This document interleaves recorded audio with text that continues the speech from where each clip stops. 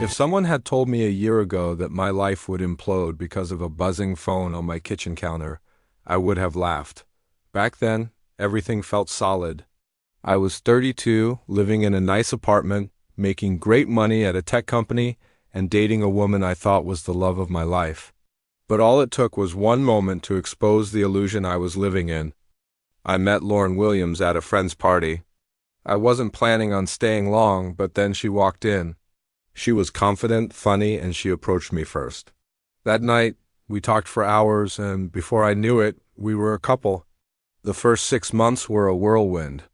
Lauren brought so much color and spontaneity into my quiet life. We took weekend trips, went to art galleries, and tried expensive restaurants I'd never have gone to on my own. But there were warning signs. She lived life fast and had expensive tastes. When I'd bring up budgeting, she'd just say, "Life is short, we work hard, why not enjoy it?"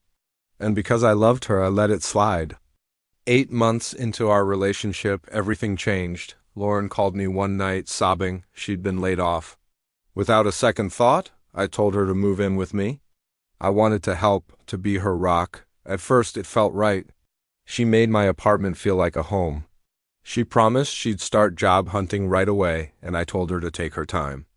But weeks turned into months. Her job search seemed to be more talk than action. I'd come home to find her online, but instead of job sites, her screen was filled with luxury shopping carts. When I'd ask, she'd sigh about how exhausting rejection was, and I'd back off, not wanting to add pressure. Then, the charges started showing up on my credit card.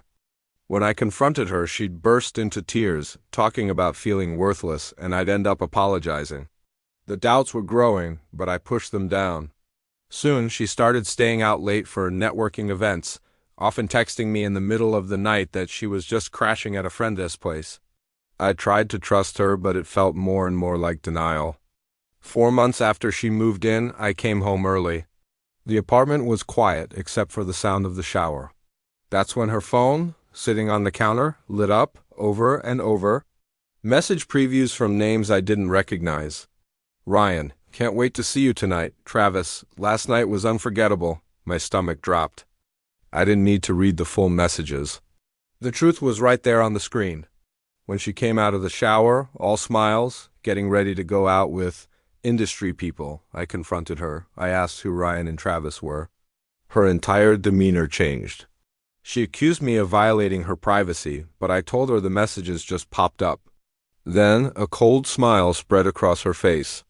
She practically admitted it, saying I was boring and she had needs. I asked if the job search was ever real, or just a scam to live rent-free. She just shrugged and said, "You offered." "I didn't force you." And then she said the words that will stay with me forever. "I don't need you. I have plenty of options." Something inside me just snapped. I told her to get out. She laughed it off, then threatened me, but her name wasn't on the lease. She had no legal right to stay. I gave her 5 days to pack her things. While packing her stuff into boxes, I found it. A notebook tucked away in a shoebox. It was filled with notes about me, my bank accounts, passwords, even a list of my family members. And then I saw the title, "Potential Sponsors." It was a list of men with their incomes and usefulness rated. I was listed as current reliable, limited upside. This wasn't just cheating. This was a calculated plan. I took pictures of every single page. When she came to get her things, she trashed the place and stole some of my most valuable possessions. After I threatened her with security camera footage, which I didn't have at the time, she returned some items, but kept my hard drive as insurance. I immediately changed the locks, installed real cameras, and froze all my accounts.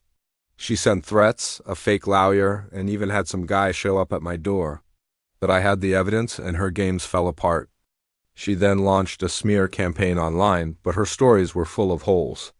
And then one of the men from her phone, Ryan, contacted me. He had been a victim of the same scheme. He sent me screenshots of Lauren bragging about how she faked her job loss to move in with me. Months passed. I rebuilt my life.